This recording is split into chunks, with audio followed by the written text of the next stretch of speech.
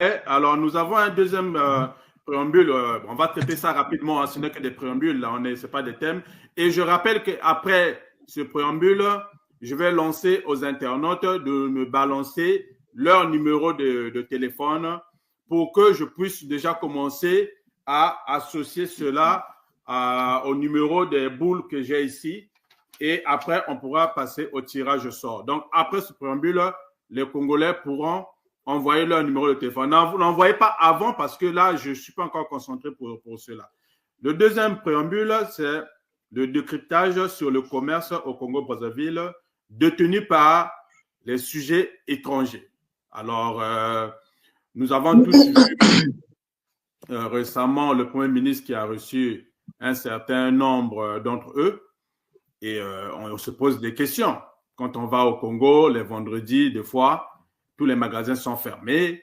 C'est comme si cette journée-là, c'était une journée fériée. Alors, c'est vraiment, on ne sait pas pourquoi est-ce que nous, les Congolais, on n'est pas capable ou on ne nous donne pas l'opportunité de faire de telles activités. On va essayer un peu de regarder ce petit document rapidement et on revient pour faire des analyses. Ce sont des leaders commerçants des communautés ouest-africaines ressortissant du Mali, du Sénégal, de la Côte d'Ivoire, du Bénin et du Burkina Faso installés au Congo qui étaient en face du Premier ministre pour partager avec lui les préoccupations du gouvernement liées à l'emploi des jeunes. Encourager la participation et l'action autour d'un programme de solidarité emploi jeunes, le chef du gouvernement, accompagné des ministres Claude Alphonse Silou du Commerce et Hugues Ngolondele en charge de la jeunesse et de l'emploi, leur a demandé de voir comment occuper cette jeunesse en faisant de telle sorte qu'au cours des embauches, qu'il y ait au moins un jeune Congolais qui soit recruté. En effet, sur 75 000 unités commerciales, plus de la moitié est détenue par la communauté ouest-africaine. Anatole Koliné-Makosso invite cette communauté à prioriser l'embauche des jeunes Congolais pour résorber un tant soit peu l'épineux problème du manque d'emploi des jeunes. Embauche, mais également formalisation des emplois en les inscrivant à la sécurité sociale pour permettre à ces jeunes de bénéficier d'une retraite. Après avoir écouté l'exposé du Premier ministre, le chef de la délégation des commerçants ouest-africains a remercié le chef du gouvernement pour les avoir associés à ce programme gouvernemental et a promis de donner un écho favorable aux attentes du gouvernement. Après la communauté ouest-africaine, le Premier ministre échangera prochainement avec les commerçants issus des communautés indiennes et libanaises. Chers amis, on a tous suivi l'élément et même des fois on se demande si nos dirigeants y croient ou ils sont aussi sérieux que ça en convoquant des sujets qui viennent prêter main forte au gouvernement. C'est comme si on était dans une salle de classe. Alors le duc de Madingo, décryptage. Merci Abro. Ce sujet, je vous assure que j'étais au Congo quand ce reportage a été lancé. Je vous assure que j'ai eu honte. J'ai eu honte. Peu importe les raisons que peuvent nous balancer le cabinet du Premier ministre, je vous assure que j'ai eu honte. Je vais commencer. Je vais prendre 2 minutes, s'il vous plaît, juste pour vous expliquer pourquoi j'ai eu honte. Déjà, nos frères africains qui viennent travailler chez nous, lorsque vous connaissez un peu le fichier national des étrangers au Congo, plus de la moitié ne sont même pas répertoriés par le ministère de l'Intérieur. Plus de la moitié. De deux, ces gens-là, ils viennent, ils n'ont même pas de capital. Souvent, c'est avec notre propre argent qu'ils travaillent. De trois, moi, j'ai grandi à Poto-Poto. On sait comment nos compatriotes qui travaillent chez les étrangers, en particulier les Ouest-Africains, comment ils sont traités. Comment une autorité de si haut niveau, Premier ministre de surcroît, chef du gouvernement, peut se permettre parce qu'il y a un problème d'employabilité des jeunes Congolais, d'appeler ces gens-là pour négocier. Mais il est là pour quoi? N'est-ce pas qu'il est là pour exécuter la loi? C'est lui qui doit imposer. C'est un décret. Tu imposes. Tu dis, voilà, conformément au droit congolais, droit social congolais, vous avez maintenant l'obligation d'embaucher, par exemple, par rapport à la taille de votre, c'est pas de votre établissement, 2 Congolais ou 3 Congolais. Point barre. Comment on peut arriver à ce point-là? Et quand vous voyez le commerce que font nos frères ouest-africains au pays, c'est l'épicerie, c'est donc le compatriote congolais, il va faire quoi? Il va faire vigile, il va faire quoi? Et pourquoi ne pas pousser la réflexion plus loin? Posez-vous la question, pourquoi les Congolais ne font pas ces activités-là? Pourquoi ils ne le font pas? Parce que nos frères ouest-africains, ils ont la manie de corrompre notre administration. Ça fait que leur coût de revient reviennent moins cher. Et le Congolais, s'il le fait, parfois le pauvre, il se fait arnaquer. Donc le Congolais est exposé, il n'est pas encadré, il n'est pas protégé. Et voilà, nous avons en face de nous aujourd'hui, je ne dis pas que ça remonte d'aujourd'hui, c'est une affaire qui remonte depuis les années, même avant l'indépendance. Ça veut dire qu'aujourd'hui, nous avons en face de nous l'histoire que nous décrions aujourd'hui en Israël et la Palestine. Ça veut dire que demain, le Congolais va se retrouver salarié, sinon dépossédé de son économie parce que on a fait confiance aux étrangers. C'est une catastrophe. Moi, j'ai vécu au Sénégal. Je n'en ai pas vu. J'ai vécu en face de la maison laissée par feu au Tombongo. Une villa aux Almadies, au Sénégal.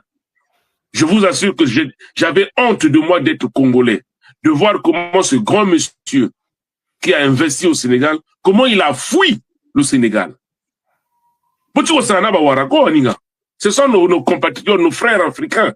Mais partout, on ne fait pas comme ce qu'on fait chez nous, là.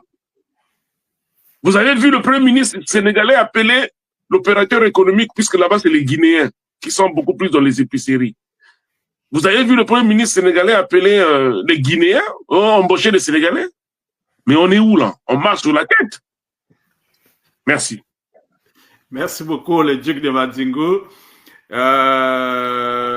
Mon Congo, à vous la parole. Bon, c'est vrai que ce sujet est un sujet assez mitigé. Moi, sur ce point-là, je voudrais juste parler du porteur de message. Nous avons un ministre de la Jeunesse et de l'Emploi, celui qui est censé, c'est M. Hugo Lodélé, si je ne m'abuse, qui est censé justement accompagner les jeunes à l'emploi. Donc, si l'on regarde bien sur le procédé, il aurait fallu que ce soit ce dernier-là, justement, de parler de l'emploi des jeunes, parce que c'est justement un ministère dont il a la charge. Ça n'incombe pas, le Premier ministre est chef du gouvernement, il gère ses équipes et chacun est dans une mission qui est la sienne. Donc là, on est en train de parler de l'employabilité des jeunes. Et donc, qui est le ministre justement chargé du travail des jeunes et de l'emploi des jeunes, de la formation et de l'accès à l'emploi? C'est le ministre Hugo Lodélé. Et donc, du coup, normalement, c'est une mission justement qui était censée lui incomber. Ça, c'est la première des choses. La deuxième d'entre elles, on est en train de parler sur un secteur économique privé. Et nous le savons très bien, les Ouara, comme on les appelle nos frères ouest-africains, ont tendance à travailler entre eux.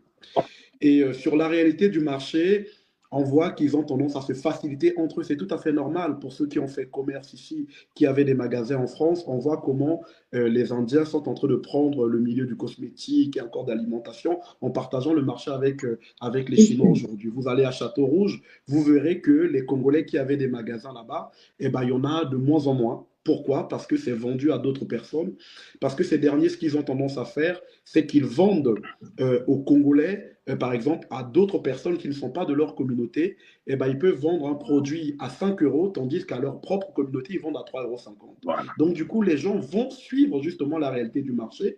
Parce que même si je suis compatriote, la réalité, c'est que c'est l'argent que je vais dépenser et je vais aller là où c'est moins cher. Il s'avère que en se facilitant entre leurs commerces, eh ben, les Congolais auront tendance à aller beaucoup plus vers les commerces de l'Ouest africain.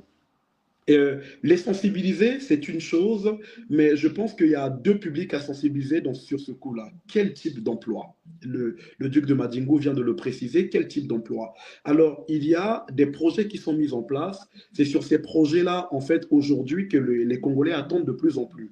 Bon, si j'ai envie de parler en lingala, il y en a d'aucuns qui pourront se sentir un peu insultés, nos frères, au niveau de la manière de vivre. Nous ne vivons pas de la même manière, il faut se le dire. Nous ne vivons pas la même manière, nous n'avons pas la même manière de concevoir un peu les choses du quotidien, les mêmes pratiques, tout ça, etc. au quotidien. Et donc, ces derniers, lorsqu'ils se retrouvent, ils se retrouvent aussi, en quelque sorte, avec la puissance qui sont la leur maintenant aujourd'hui, cette installation-là. Et bien, aujourd'hui, en fait, les gens ont parfois peur. Moi, j'aurais préféré même qu'on commence par les Libanais en soi, puisque c'est un secteur qui emploie autrement, parce que ce n'est pas des petits commerces, ce n'est pas des pièces, ce n'est pas des alimentations, des petits trucs de commerce comme ça. Là, les Libanais, aujourd'hui, on sait que c'est, je ne dirais pas que c'est une carie, mais en Afrique ou encore dans les îles, c'est une réalité en soi, ont tendance à prendre des places de manière très considérable à un comportement qui est très, très discutable. Et donc, du coup, ce sont les premiers qu'on aurait dû, à mon sens, recadrer, mais je suis quand même d'avis qu'on aille solliciter ce secteur-là. Je ne suis pas en train d'invectiver, je ne suis pas en train de décourager l'initiative. Je dis juste qu'il y a un certain nombre de personnes qui doivent porter ce message-là. Le Premier ministre est un Premier ministre, c'est un chef du gouvernement. Taper sur la table, amener le cadre. C'est même pas, je ne discute pas avec vous, je vous rappelle.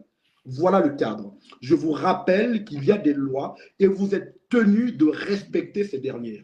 Et ça, c'est le rôle du Premier ministre. Pourquoi? Parce qu'il estime peut-être que le ministre qui doit ramener les jeunes à l'emploi a peut-être a manqué d'autorité ou peut-être qu'il n'a pas été écouté. Et ce dernier, lorsqu'il arrive, il pose le cadre parce que après le président, c'est lui. Et c'est lui, justement, qui est censé porter ce cadre-là. Et aujourd'hui, ce qui est bien en même temps, c'est qu'on voit que la question de l'employabilité des jeunes est quelque chose qui dérange. On voit la question du chômage est quelque chose qui dérange. On voit depuis un certain temps le gouvernement courir partout pour essayer de solutionner cette crise à l'emploi. On le voit, ça c'est quand même quelque chose que l'on peut féliciter. Les manières, peut-être les communications, les voies de communication, peut-être les personnes, on peut en discuter. Mais là, moi, ce que je salue quand même, je salue l'effort de prendre, enfin, la connaissance sur les prises. Le Premier ministre, pardon, a été choisi pour la riposte suite à cette problématique économique que nous avons vécue par rapport au Covid. Donc, du coup, on voit qu'il est en train de multiplier cette riposte-là pour avoir un objectif qui soit criant pour 2025. Et donc, du coup, ça, c'est quand même quelque chose à saluer. Mais maintenant, il est question que chaque acteur soit dans son secteur, chaque acteur. Chacun doit porter son rôle. Celui qui est du travail, porter sur le travail, celui qui est dans le budget, celui qui est dans la jeunesse, celui qui est dans le tourisme. Il n'est pas question que le Premier ministre aille sur le chantier que d'autres personnes sont censées faire. Et je pense qu'à ce moment-là, ça peut poser la question sur l'autorité de nos pays et je préférerais que les personnes concernées elles-mêmes soient porteurs du message qui est dans leur secteur. Mais néanmoins, je salue quand même cette volonté-là, d'une certaine manière, à répondre à un certain nombre de difficultés qu'il y a. Et aujourd'hui, le souci de la jeunesse, parce qu'on avait dit 2024, c'était l'année de la jeunesse, mais je pense qu'on verra la concrétisation de la chose à partir de 2025, ou du moins, j'ose l'espérer. Voilà ce que je peux dire. Merci beaucoup, mon Congo. Merci beaucoup. Alors, je vois que... alors, c'est Joris qui a levé la main en premier, mais on va d'abord donner la parole au pasteur Noumazalaï, rapidement, c'est un préambule. Et puis, laisse-moi parler, laisse-moi, mon grand viendra pour conclure. Laisse-le parler, vas-y. Il est là en train de noter, il est toujours en train de noter. Joris, vas-y, il a la parole, Joris. Allez-y, Joris. Bonjour à vous tous. Bonjour, Gérard. Ceux qui nous suivent. En tout cas, mes excuses pour les interruptions là, parce que j'ai réglé certaines choses. Bon, je voulais aller aussi dans le même sens que mon doyen duc, le duc de Madingo. Au fait, ce que le Premier ministre a déclaré là, pour moi, c'est du théâtre. Pourquoi je dis c'est du théâtre? Parce que si on pose au Premier ministre quel est le chiffre, les statistiques des gens qui sont embauchés par les sujets étrangers? Il sera incapable de nous le dire. Dire que les Ouest-Africains n'embauchent pas des Congolais, c'est faux. C'est faux. Parce que moi, j'ai vécu à Pointe-Noire, je connais bien par exemple le secteur, j'ai vécu à Brazza. Quand vous allez voir dans les magasins de Ouest africains, nous avons des Congolais, nous avons partie des Quinois qui travaillent. Quand vous allez à la mandarine, à la citronnelle, ou bien dans d'autres pâtisseries, vous allez voir des Congolais qui travaillent, des gens qui ont fait hôtellerie. Attention, Joris, le pourcentage est très minoritaire. Le pourcentage est faible. Non, j'arrive, je pense pas ce que c'est faible. J'arrive. Si vous me parlez le pourcentage des cadres, oui. Mais la majorité des gens qui travaillent, qui sont par exemple comment on appelle ça, des techniciens de supérieur, techniciens de surface, des serveurs, des gérants, des gérants à un niveau bas. Ce sont un mélange des étrangers et des Congolais. Au niveau de l'encadrement, oui, là, c'est géré plus par le sujet étranger. Moi, en fait, ce que je voulais dire, c'est que déjà, on a une loi qui, c'est une loi incitative, en fait, qui pousse les entreprises étrangères qui arrivent au Congo d'embaucher un certain nombre de Congolais. Cette loi-là n'a jamais été exécutée depuis sa création. Donc, il y a une anarchie totale. Et moi, ce que je voulais dire, c'est que c'est une honte, en fait. Ce n'est pas au Premier ministre de dire au sujet étranger, surtout, il est encore descendu plus bas, en disant même aux staff qui ont des boutiques d'embaucher des Congolais. C'est une honte. C'est une honte. Pour moi, il devrait aller sur des vraies bases, des vraies projections, des vraies solutions durables, en fait, dans le sens où ils ont décréé l'année 2024 comme étant l'année de la jeunesse. Ils ont mobilisé beaucoup d'argent, des milliards, je dis des milliards. Juste en présent, nous n'a pas donné des statistiques. Combien de jeunes ont été embauchés? Le ministre de la Jeunesse, Hugo Ngorondele, a eu beaucoup d'argent. Il a investi beaucoup d'argent dans la création, je ne sais pas, de prisons, dans la création, je ne sais pas de quoi là, de centres, je ne sais pas, de rétention, je ne sais pas, de bébés noirs et autres. Il a eu beaucoup d'argent. Où est parti cet argent? Ce sont des vraies questions qu'on doit se poser. La deuxième chose à faire pour que les Congolais puissent avoir du travail, mais c'est de soutenir, je ne sais pas si c'est le duc de Madimou qui a dit ça, c'est de soutenir l'informel afin que l'informel devienne formel.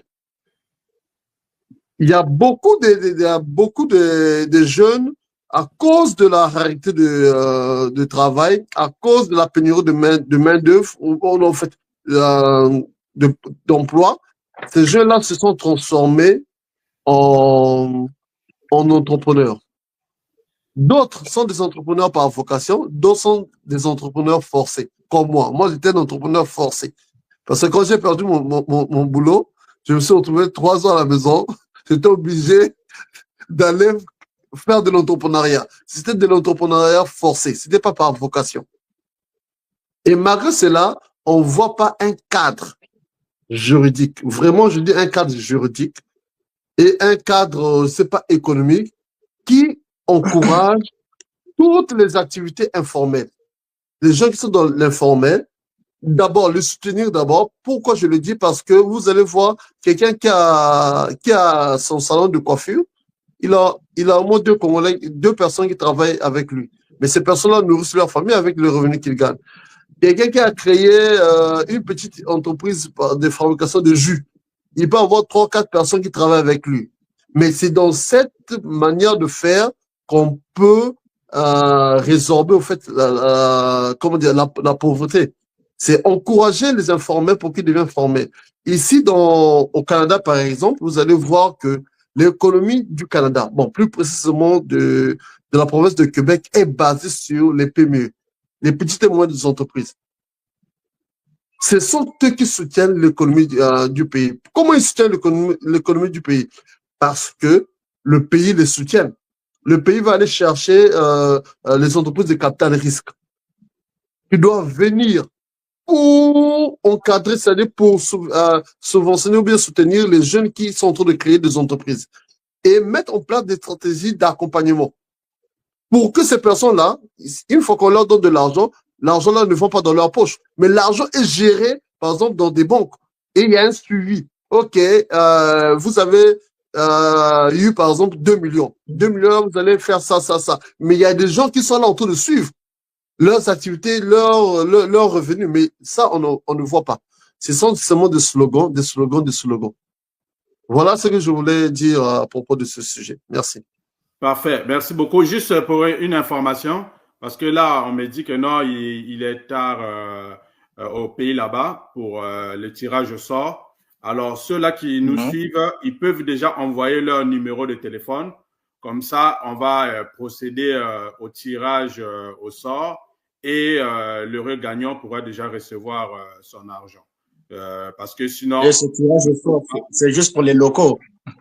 Oui, ben, c'est juste pour les locaux. Malheureusement, on fait ça pour soutenir ceux qui sont en pays. Bon, nous autres, on a eu quand même la chance de sortir. Bon, on pense qu'on se débrouille mieux que ceux qui sont au pays. Donc, c'est pour ça. Alors, le pasteur Noumazalaï, à vous la parole.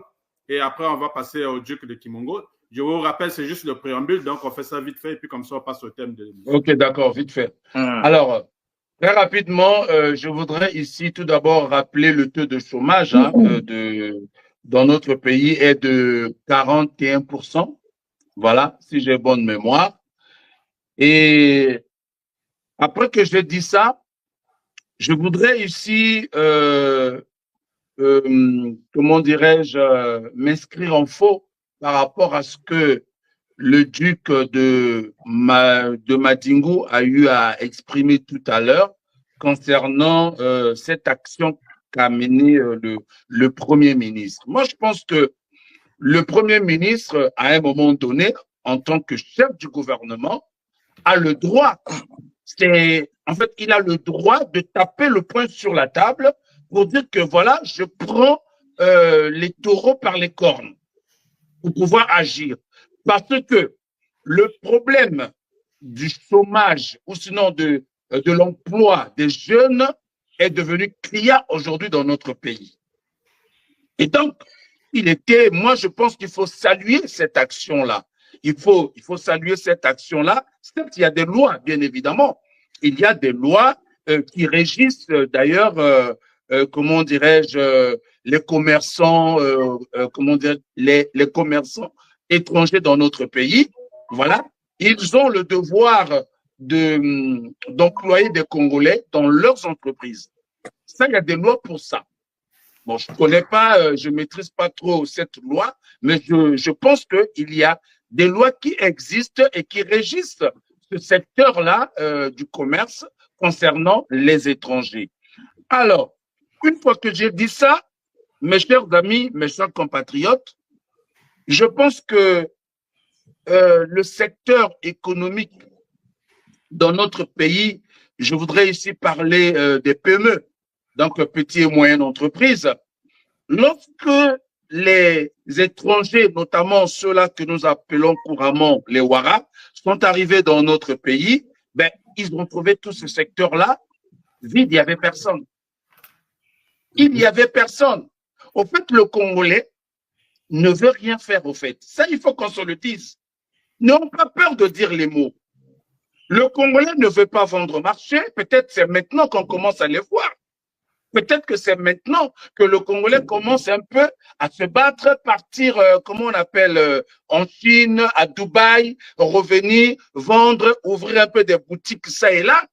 Mais dans les années 60, 70, 80, 90 jusqu'en 2000, avant que les Congolais puissent prendre conscience qu'ils avaient abandonné un secteur économique très important, que les étrangers ont envahi, bien évidemment, mais c'est normal, ils arrivent dans un pays où ils trouvent que ils trouvent pas les jeunes Congolais en train de vendre, par exemple, du pain ou bien vendre autre chose. Ben, attendez, ils sont venus pour chercher. C'est comme nous ici en France, nous sommes venus pour chercher. Donc, quand tu constates que dans tel ou tel domaine, que tu peux te retrouver, ben, tu te lances. Voilà. Tu ne verras pas un Français, un véritable Français d'origine, ouvrir, par exemple, comment on appelle ça, les exotiques que nous voyons ici, qui est géré parfois par les Indiens, parfois aussi par des Africains. Voilà. Et donc, c'est pour dire que le Congolais veut attendre la fonction publique. La fonction publique est déjà saturée. Vous allez voir des jeunes qui se baladent avec des documents à la main et qui négocient parfois moyennant des espèces sonnantes pour pouvoir intégrer la fonction publique. Mais la fonction publique aussi, tu ne peux pas, si tu veux vraiment évoluer, si tu veux vraiment réussir dans les affaires, ce n'est pas dans la fonction publique. Ce n'est pas dans la fonction publique. On peut se lancer dans n'importe quelle affaire, l'essentiel que tu ne vendes pas l'être humain. Voilà, ça c'est le plus important. Bon, maintenant, ils ont abandonné tout ce secteur-là parce qu'ils croient intégrer tout de suite la fonction publique, chose qui n'est pas toujours évidente. Mais pendant ce temps, les étrangers s'accaparent de tous ces secteurs-là. Mon sang pasteur. Voilà. Oui. Mon sang pasteur. Ouais. Les gens, le peuple qui intègre la fonction publique, soit ils sont désespérés, ils ont cherché dans le privé. Non, tu peux pas. Non, là, je ne suis pas d'accord. Attends. Il ne s'agit pas seulement d'attendre le privé aussi. Mais il faut aussi entreprendre. Il faut que nous puissions avoir l'esprit de l'entrepreneuriat. C'est très important. Mais l'entrepreneuriat forcé, c'est ça. L'entrepreneuriat, c'est quelque chose qui est inné, qui doit être, qui est naturel. Mais il y a des gens qui deviennent des entrepreneurs forcés. Non, mais pas forcément. Pas forcément inné. Moi, j'ai vu des jeunes de 14 ans, 15 ans, 16 ans, qui se sont engagés dans la culture des champignons. Des champignons. Et ça marche très bien. On peut tout faire. On parle de l'année de la jeunesse. Mais les jeunes Congolais pensaient que le président de la République allait venir leur distribuer de l'argent chez eux à la maison. Non. Quand on dit l'année de la jeunesse, c'est un peu comme le réveil. On demande aux jeunes de se réveiller. De se réveiller et de se mettre en action, en fait. C'est de ça qu'il s'agit. Voilà. Bon, vous avez abandonné le secteur de l'agriculture. Maintenant, on veut donner, comment dirais-je, aux Rwandais qu'ils viennent investir là dans l'agriculture. Tout le monde crie au diable. Mais finalement, qu'est-ce que vous voulez? Donc voilà, c'est ça le problème, en fait. Donc les jeunes Congolais, regarde, tu vas prendre un jeune Congolais, tu vas lui remettre 1 million de francs CFA. La première des choses qu'il va faire, c'est de s'acheter une paire de chaussures de marque, c'est de s'acheter un vêtement de marque, c'est d'inviter une fille dans une boîte de nuit, et après la boîte de nuit, c'est l'hôtel. Mais tu prendras 100 000 francs seulement, tu donneras à un jeune ouest-africain, mais au bout de 6 mois, il aura déjà 1 million dans sa poche. Tu vois, là aussi, c'est un problème de mentalité. Il faut que nos jeunes changent de mentalité, puissent avoir l'esprit d'entrepreneuriat, puissent entreprendre, puissent créer, puissent innover. C'est ça. Nous avons besoin de cette jeunesse, pas de cette jeunesse-là, nonchalante, qui est là, qui attend que tout tombe du ciel, ou bien qui attend que tout vienne du gouvernement. Mon soeur pasteur. Alors, voilà. C'est un préambule. Ouais, non, c'est juste pour répondre à mon grand. En fait, si vous voyez les statistiques, avant, dans les années 97, on ne parlait pas de l'entrepreneuriat, hein. C'était pas dans les bouches des Congolais. Mais moi, je dis qu'à cause de la crise causée par les gouvernements, à cause de la crise, les jeunes se sont déployés. La crise causée par qui? Par le gouvernement. Non, Les non, non, jeunes la qui crise, sont... la crise, la crise, elle est mondiale. La crise, elle est mondiale. Tu ne peux pas dire ici que le gouvernement lui-même va créer la crise dans son propre pays, alors que le gouvernement est là pour le bien des populations, mais tu ne peux non, pas il n'est dire pas là ça. pour le Mais bien. c'est grave, je ne peux pas te La laisser dire mauvaise ça. gouvernance. La mauvaise Non, en gouvernance. fait, La là, mauvaise gouvernance. faut pas Mais mélanger la gouvernance avec cette histoire, parce que nos mamans Mais entreprennent voilà. depuis la nuit des temps. non, Nos non, mamans c'est la entreprennent mauvaise depuis la gouvernance. nuit des temps. Non, non, C'est la juste une mauvaise question gouvernance va c'est une créer la question, pauvreté. La c'est mauvaise une question gouvernance de va créer la pauvreté. responsabilité. En fait, moi, je rejoins le pasteur lorsqu'il il a donné, parce que quand on a parlé de l'année de la jeunesse, nous, on est parti en pensant que le gouvernement allait donner des milliards et que nous connaissons un peu notre mentalité, hein, parce que même que ce soit ceux qui sont à l'étranger, lorsqu'on part, quelquefois, voilà, certains se retrouvent dans les boîtes de nuit à faire la fête, ça et là. Donc, même s'il advenait que le gouvernement distribue de l'argent, qu'on donne des 10, 20 millions, on verra justement les jeunes en boîte de nuit en train de dépenser de l'argent. Je Et dirais, pourtant, je dirais c'est oui et aussi, non, parce qu'aujourd'hui, là, si vous voyez au Congo, les jeunes se sont déployés dans l'entrepreneuriat. Le il y duc a de un certain nombre Madimou de jeunes, peut il y a un bien certain nombre de jeunes. Je, m'appuyer là-dessus. Avant, il n'y en avait je pas. vais, Avant, je on vais voyait que des je West vais Ham, on juste voyait que finir. des Je Quinois. vais terminer mon Actuellement, il y a propos. Je beaucoup vais de jeunes terminer qui se mon sont propos. lancés dans l'entrepreneuriat. C'est qu'il y a une évolution. Tu rebondis sur ce que je dis, mais tu ne me laisses pas parler. Alors, en fait, Vas-y. c'est une réalité qui existe. Aujourd'hui, en fait, il faut tenir compte. Même si on donne de l'argent à un certain nombre de jeunes, l'argent va être dilapidé. Il ne faut pas qu'on fasse semblant. Il s'agit là d'une sensibilisation. Le réveil, c'est une prise de conscience de son environnement. Voilà. Donc, lorsqu'on dit aussi l'année de la jeunesse, c'est aussi jeunesse, réveille-toi pour prendre conscience aussi de ton environnement. Évidemment, il y a des moyens qui doivent être mis en C'était place. comme ça, hein. Mais C'était la comme ça. première L'année des de la choses, jeunesse, c'était comme la ça, hein. première des Mais choses, d'après la toi, c'était première des comment? choses, On allait la distribuer première des l'argent. choses, Oh, ils ont la dit qu'ils première devaient des créer choses, 100 000 la emplois. première des choses, la première des choses, c'est d'abord de conscientiser les personnes, que chacun prenne conscience de son environnement parce que tu ne vas pas travailler quand tu dors. Donc, du coup, réveillez-vous, c'est cette année qui est la vôtre. Et puis, voilà, il y a un certain nombre de dispositifs qui doivent être mis en place. Et Ils ont depuis dit que vous et moi ils sommes vont en train de créer 100 000 parler, emplois. C'était vous Mais pas et le attends, jeune mais la réveille-toi. création de 100 000 emplois, quand on parle, mais ça va avec le réveil de cette jeunesse-là. Ça va avec l'innovation de cette jeunesse-là. Ça va avec aussi en fait, cet esprit de créativité de cette jeunesse-là. Ça va de pair.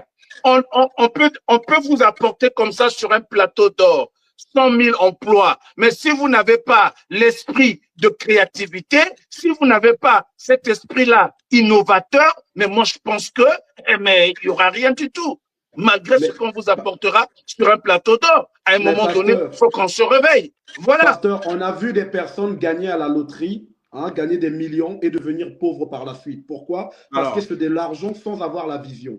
La première des choses, elle est celle-là. Sensibiliser davantage les jeunes à être beaucoup plus conscients. On a pris l'exemple du Ouest africain qui arrive au Congo avec 100 000, qui peut devenir millionnaire. Mais pourquoi? Parce qu'il est concentré, il est focus. Or, nous, on doit sortir de cette réalité-là, à prouver, à festoyer à chaque instant, parce que l'argent de tous les samedis que l'on va cotiser pour aller boire en boîte de nuit, aller acheter une bouteille de champagne à 70, 90 000 francs CFA, c'est de l'argent que l'on peut additionner pour ouvrir quelque chose. Et donc, du coup, voilà, il faut que la jeunesse prenne conscience aussi, et c'est une conjugaison des forces.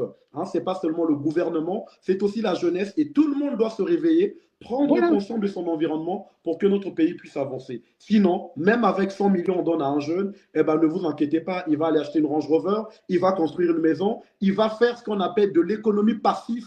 Tout l'argent qu'on lui a donné va sortir et puis après, demain, il va pleurer encore ou bien il va chercher encore pour voler. Voilà.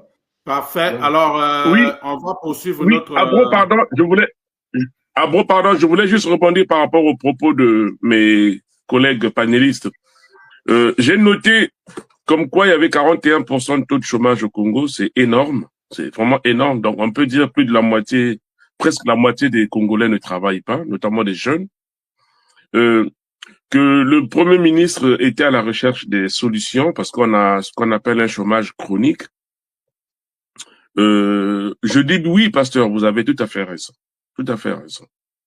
Mais aller se mettre presque à genoux, à plat ventre devant les commerçants qui, pour la plupart, on doute même de leur conformité vis-à-vis de l'immigration congolaise, qui, pour la plupart, on doute même de la légalité de ces gens-là vis-à-vis de la Chambre de commerce du Congo, qui pour la plupart, on doute même si ces gens-là sont à jour vis-à-vis du fisc.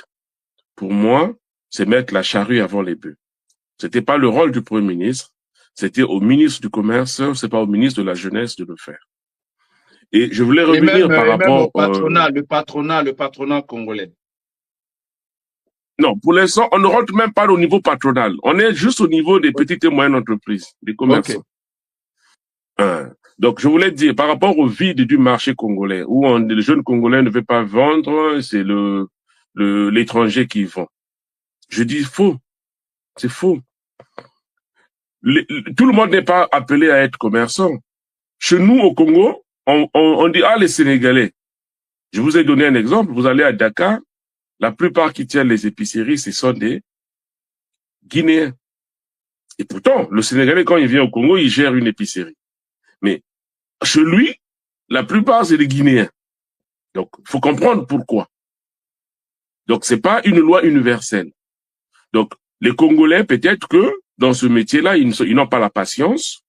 Ce sont pas des gens qui collectionnent les centimes pour créer un capital. Alors que le Guinéen, il peut être affamé toute une journée.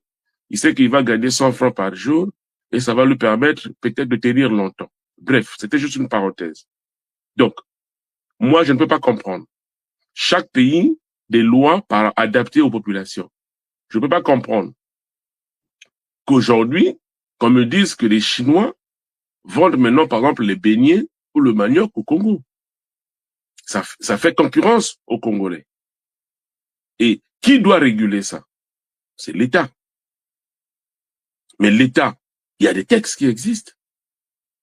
Il y a même il y a pas longtemps à Pointe-Noire, j'ai suivi un des messieurs que je connais très bien, Christian, qui a cherché à rencontrer le ministre du Commerce pour dire, voilà, il faudrait maintenant séparer qui est le petit commerce qu'on laisse aux Congolais et qu'on donne un commerce typiquement aux étrangers qui veulent investir. Non, là, le duc de Madingo, s'il te plaît, motion très rapidement. On va aller à l'essentiel très rapidement. Je voudrais m'inscrire en faux par rapport à ce que tu es en train de dire. Je ne sais pas si je peux appeler ça de la discrimination. Je ne sais pas s'il faut trouver un autre mot, mais ça non, il n'y a pas de discrimination. À la discrimination. Non, non, non. Pourquoi je dis ça? Non, non, non. Pourquoi je dis ça? Regarde. Pourquoi je dis ça? Regarde. Tu sais, un pays qui se veut devenir, comment dirais-je, un pays développé ou émergent, ne doit pas, bien évidemment, interdire aux étrangers de pouvoir entreprendre. C'est comme ici en France, on interdit à personne de pouvoir entreprendre. Mais il y a des secteurs qui sont réservés, pasteur. Il y a des secteurs qui sont réservés aux Français. On parle ici du commerce, on parle ici d'entrepreneuriat. Moi, je peux te dire, même ici en France, je connais, il y a un Congolais dont je tais le nom, qui est la deuxième personnalité de Erasia, qui est une société chinoise basée ici à Paris. Avec un chiffre d'affaires de plus de 2 milliards d'euros. Et lui, il est la deuxième personnalité. C'est un salarié. C'est un salarié. Non, il est le président. Il est le vice-président de la société. Bon, alors, je voulais juste conclure, pasteur. Donc, je voulais juste conclure, pasteur. On est tous d'accord. Je voulais juste conclure, pasteur. Voilà. Je voulais juste conclure. conclure. Vous prenez les États-Unis aujourd'hui est la grande puissance parce que les États-Unis n'ont pas limité certains secteurs. Les États-Unis est resté ouvert à tout le monde. Jusqu'à la magistrature suprême. Vous voyez? Je voulais juste conclure en disant qu'on arrête de dire que non, voilà, les étrangers. Bon, moi, je trouve que c'est un peu trop discriminatoire. Je voulais juste dire ceci. Loin de moi l'idée, vous voyez bien comment j'utilise les mots, loin de moi l'idée de parler de discrimination. Je dis simplement qu'à un moment donné, il y a la préférence. Au Gabon, on a vu ça il n'y a pas longtemps, où le nouveau président gabonais a dit préférence aux Gabonais, par exemple, pour la politique du crédit. Par exemple. Ça, c'est pas de la discrimination. Non, donc, mais moi, je voulais juste revenir. Non, ça, c'est de la discrimination. Imagine un peu que nous, les Africains, qui sont en France ici, et qu'on nous dise que voilà la priorité. Bon, c'est vrai que ça existe un peu hein, dans certains secteurs hein, où on choisit, c'est vrai, mais ce n'est pas institutionnalisé. Voilà. Mais lorsque ça devient institutionnalisé, non, en ce moment-là, ça devient discriminatoire. Il ne faut pas institutionnaliser, justement. Je dis simplement que le Premier ministre n'avait qu'à appliquer les lois qui existent, on ne serait pas arrivé là. En revanche, je voulais conclure, vite fait, par rapport à ce qu'a dit mon frère au Congo. Pardon. L'année de la jeunesse, c'était un éveil de la jeunesse. Oui, je veux bien comprendre, mais c'est l'État qui doit enclencher le processus. C'est bien. Comment pouvez-vous raisonner un peuple qui est affamé? Comment pouvez-vous inciter à l'entrepreneuriat un peuple qui n'a pas les capitaux, qui n'a pas accès au crédit? Comment pouvez-vous mobiliser les jeunesse? Les Congolais ont accès au crédit. Il faut en revanche avoir seulement des garanties. Les Congolais ont accès au crédit. La Banque postale du Congo donne du crédit. Micodec donne du crédit. Faut pas dire ça, le duc de Madingo. Faut pas dire ça. Les Congolais ont accès au crédit. Mais comme vous le savez, les banques pour donner du crédit, il faut qu'il y ait des garanties. On ne peut pas donner de l'argent à quelqu'un qui n'apporte pas de garantie. C'est impossible. Aucun banquier, même ici en France, si le banquier n'a aucune garantie que tu vas lui rembourser son argent, il ne te donnera pas de l'argent. Ça, il faut que ça soit sûr. Mais pasteur, non, pasteur, on parle des jeunes qui sont démunis, qui sortent de l'école, qui n'ont rien. Comment voulez-vous leur demander des garanties? C'est comme un jeune qui vient de sortir d'une école d'ingénieur ou d'une école, je sais pas moi, de pont et chaussée. Vous lui demandez un CV de 10 ans d'expérience. Bon, est-ce que vous savez, il y a un programme qu'on appelle l'Itsungi. L'Itsungi, l'Itsungi, c'est une aide qu'on accorde à des jeunes qui veulent entreprendre. Alors, pasteur, pour votre information, l'Itsungi, ça fait un moment, on donne plus les 50 000. Ça fait un moment, on donne plus les 50 000. Mais on donne plus parce que lorsqu'on leur donnait ça, ils ne faisaient rien avec. On te donne 50 000. Mais tu peux créer 50 000, c'est beaucoup. Prenez les 50 000, donnez à un jeune ouest africain, il va créer des choses. Avec 50 000, tu peux vendre du charbon. Attends, s'il te plaît. Il n'y a pas de saut métier. Avec 50 000, tu peux vendre du charbon et t'en sortir. Avec 50 000, tu peux vendre du foufou et t'en sortir. Ces femmes-là qui vendent du charbon, là, ces femmes-là qui vendent du foufou, là, elles font comment? Dites-moi. Elles font comment? Elles font quel miracle? Elles nourrissent leur famille. Et là où on peut se rejoindre, le duc, c'est que vous moi, je laisse la main. Merci. Excusez-moi. On va évoluer. Je sais mon frère, le Congo veut parler, mon Congo. Oui, juste en une phrase. En fait, l'économie informelle est réservée aux Congolais. Ça, c'est une réalité en soi. Quand vous parlez de Mikate, vendu aux Chinois, tout ça, c'est un fantasme qui existe depuis bien longtemps. L'économie informelle est réservée aux Congolais. Et puis, l'économie formelle, tout le monde peut investir. Mais cependant, l'informel est réservé aux Congolais. Ça existe. Parfait.